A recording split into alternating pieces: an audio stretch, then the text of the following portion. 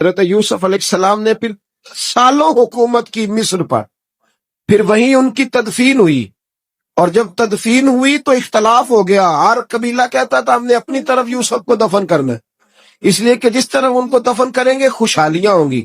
پھر فیصلہ ہوا کہ سنگ مرمر کے تابوت میں رکھ کے حضرت یوسف کو دفن کیا جائے، اور دفن کرنے کے بعد ایسی جگہ پہ دفن کیا جائے جہاں سے پانی چھو کے گزرتا ہے، تو ان کو وہاں دفن کیا گیا۔ پانی چھو کے گزرتا تھا، لوگ کھیتیوں کو لگاتے تھے، اور مصر سرسبز و شاداب رہتا۔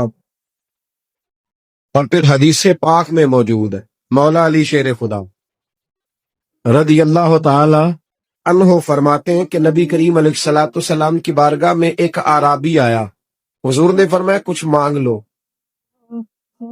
اس دیہاتی سے۔ حضور نے فرمایا ہے آج وہ مائل باتا، اور بھی کچھ مانگ لے۔ تو وہ کہنے لگا حضور آپ مجھے سواری کے لیے اونٹ دے دیں۔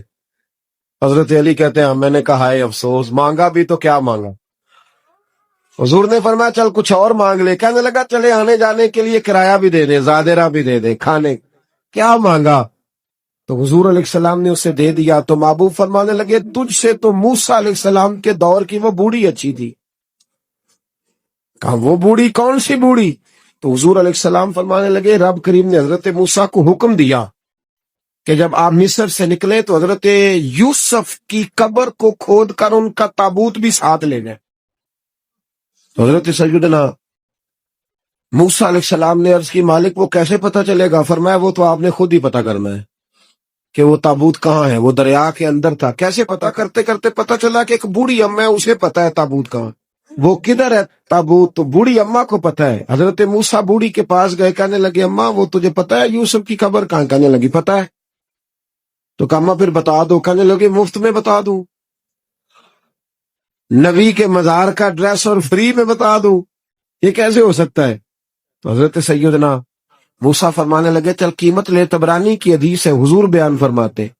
حضرت موسیٰ کہنے لگے بتا کیا لے گی؟ کہنے لگی مجھے نا جنت میں وہ والا مکان دلائیں جس کے پڑوسی موسیٰ علیہ السلام ہو، میری اور آپ کی دیوار کٹھی ہو، کیا عقیدہ کند۔ اللہ اکبر۔ تو حضرت موسیٰ کہنے لگے چل اماں مہربانی کر جنت مانگ لے، اب تو پڑوس ہی مانگنے لگ گئی ہے، تو نبیوں کا درجہ تو بڑا ہوگا، تو دینے والا اللہ ہے، میں دعا کرتا ہوں۔ تو کہنے لگے جی ٹھیک ہے، اگر آپ نہیں دیتے تو میں ایڈریس نہیں بتاتی۔ تو حضور فرمانے لگے اس سے تو وہ اچھی تھی۔ حضرت موسیٰ نے عرض کی کہ یا اللہ یہ نہیں بتا رہی تو اب کیا کروں؟ فرمایا موسیٰ وعدہ تو کر لے، مکان میں دے دوں گا، وعدہ کر لے۔ تو حضرت سیدنا یوسف کا مرتبہ دیکھیے کہ ان کے مزار کا پتہ بتانے کے لیے، مزار کا پتہ بتانے کے لیے اس خاتون نے حضرت موسیٰ سے جو قیمت لی وہ یہ تھی کہ میں جنت میں آپ کی پڑوسی بنوں گی، پھر ایڈریس بتاؤں گی۔ تو حضرت موسیٰ نے وعدہ کیا، تو پھر اس نے پتہ بتایا کہ فلاں جگہ مزار ہے۔ یہ تقریباً سینکڑوں سال بعد حضرت موسیٰ وہ وہاں سے نکال کے تابوت کو اپنے ساتھ لے کر کے گئے۔